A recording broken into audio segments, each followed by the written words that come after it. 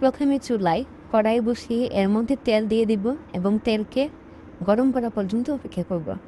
এরপরে দিয়ে দিলাম পেঁয়াজ কুচি। পেঁয়াজটা আমি একটু ভাজা ভাজা করে নিব।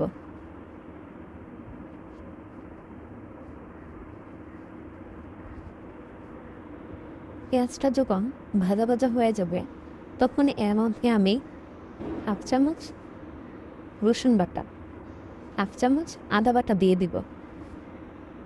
মশলাটা যেন পুড়ে না যায় তাই আমি অল্প একটু পানিও দিয়ে দিব। আপনারা সেদিকে একটু লক্ষ্য রাখবেন।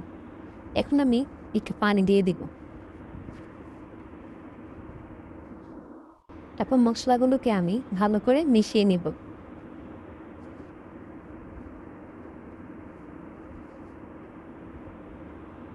তারপর এর মধ্যে দিয়ে দিলাম কাঁচামরিচ।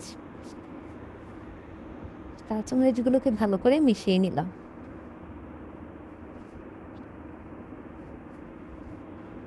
এখন আমি এর মধ্যে দিয়ে দিব স্বাদ মতো লবণ,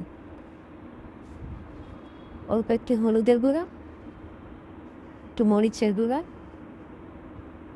জিরার গুঁড়া। এখন আমি মশলাটাকে ভালো করে কষিয়ে নিব।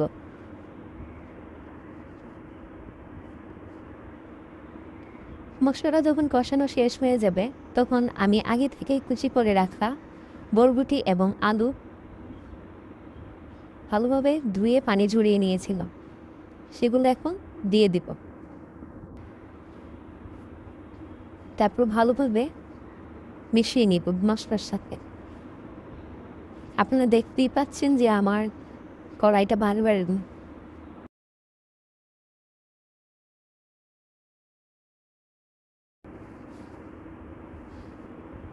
এখন আমি ঢাকনা দিয়ে ঢেকে দিব। কিছুক্ষণ পর আবার উল্টে পাল্টে নেড়ে দিব।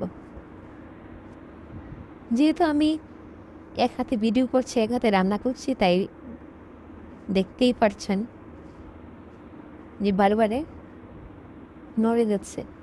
এখন আমি দিয়ে দিলাম একটু ধনিয়া পাতা। আমার শেষ বরবটি ভাজি।